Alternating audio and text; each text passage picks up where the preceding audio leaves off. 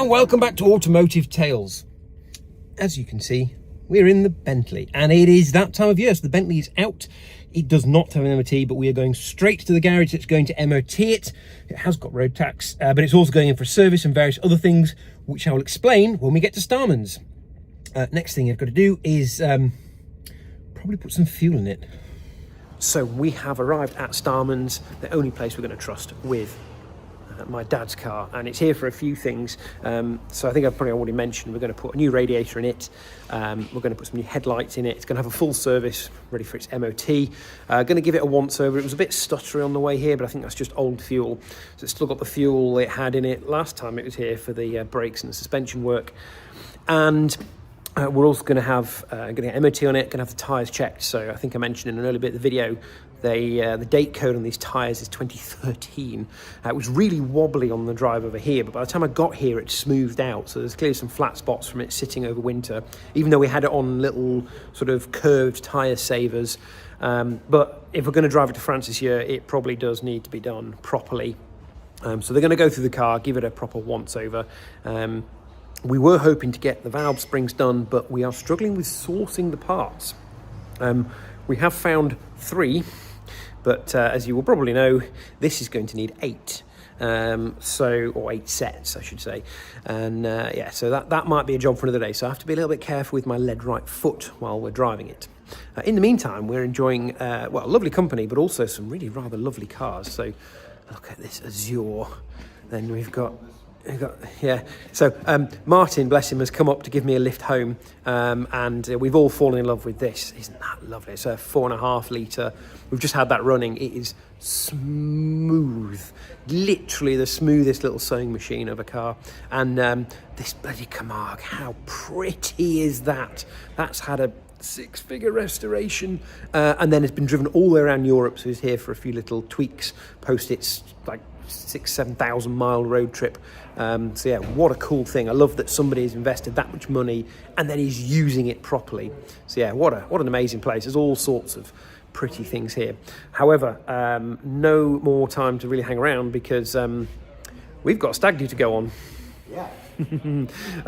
Chaos. Lovely weather for being hunted, right, fellas? Fucking glorious. We love a bit of hail.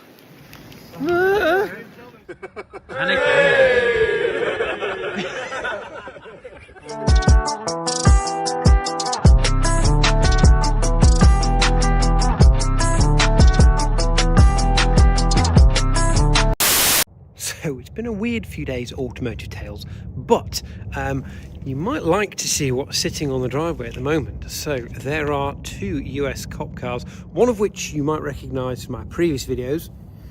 So this was the very final one that we moved. It's now just been sold. And this is actually another one which is transient through our yard. It's not ours, but it's here with us for a couple of days. And both of these are going to be used on a film.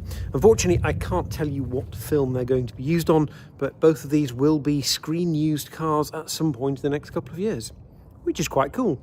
I suspect this one is likely to be a very on-screen car, and this one is likely to be used for other purposes. Poor little thing. It's sort of a shame this one looks in such a state because it actually runs beautifully. It starts on the button. It's as smooth as anything. It's almost completely silent when it's running. It's a very cool thing. It drives very nicely, but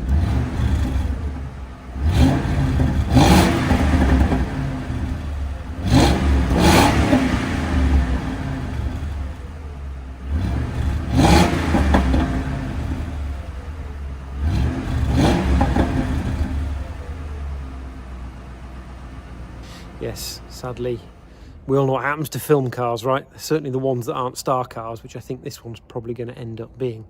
But yeah, it's quite cool to kind of see what goes on behind the scenes. And to get this to a suitable condition to go onto filming, it has involved me having the door apart because the window decided it didn't want to go up. The bonnet decided it didn't want to latch, so I've adjusted the bonnet latch. The lights had to come off because different lights are going on it, so I had to pull all that out and do the wiring on that. So, oh, and a headlight wasn't working, so a bit of faffing on that as well. Seems like a lot of effort for something that might not stay in one piece for awfully long, but there you go.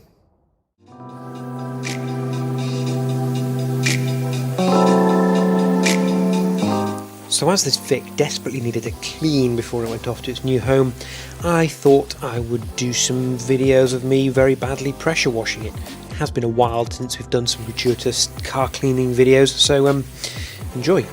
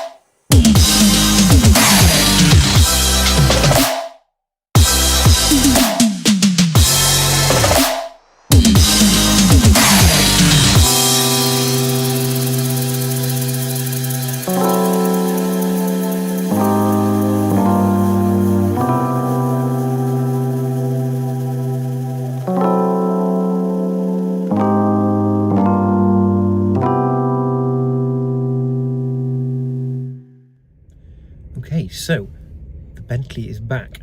Dwayne from Starman's was very kind and dropped the car back for me. It has passed its MOT, which is great, and we have done some but not all of the jobs on the list. So we have got the new radiator with top hose and bottom hose.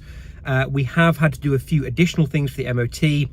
Turns out we had a snap spring at the rear, which is why you might have noticed on the footage of the suspension coming up earlier in the video, it was sitting slightly off to one side. So we'd lost one coil, and I think it was the rear left. So we replaced both of the road springs at the back, just to make sure that's an even keel. We had to do another accumulator in the suspension system, a couple of brake lines, and some really perished fuel lines. So glad they spotted those.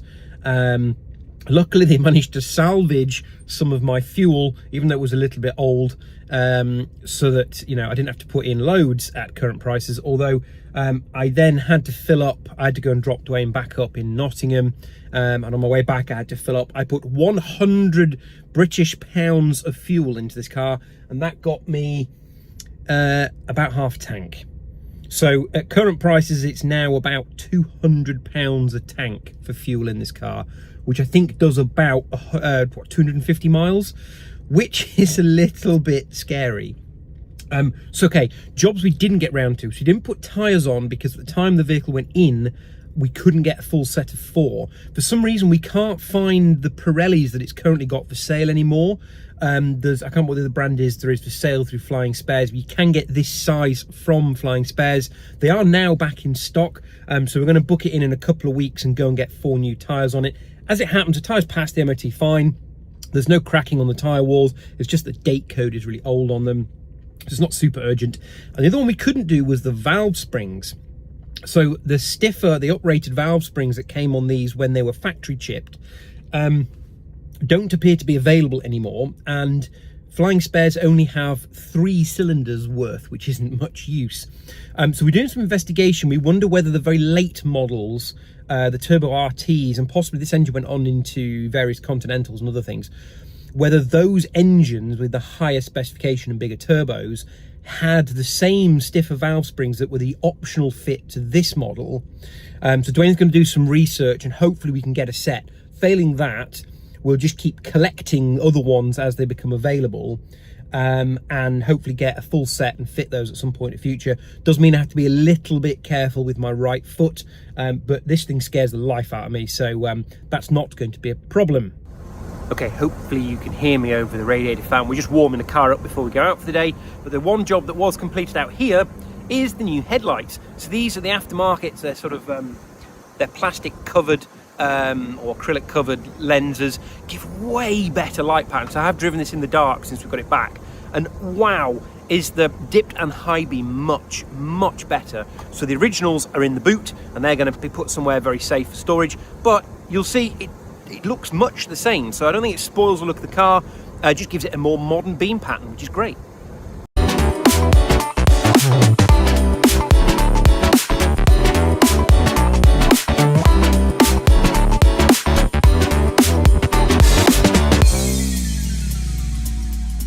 Don't forget to like, comment, share, and subscribe. Thank you for watching.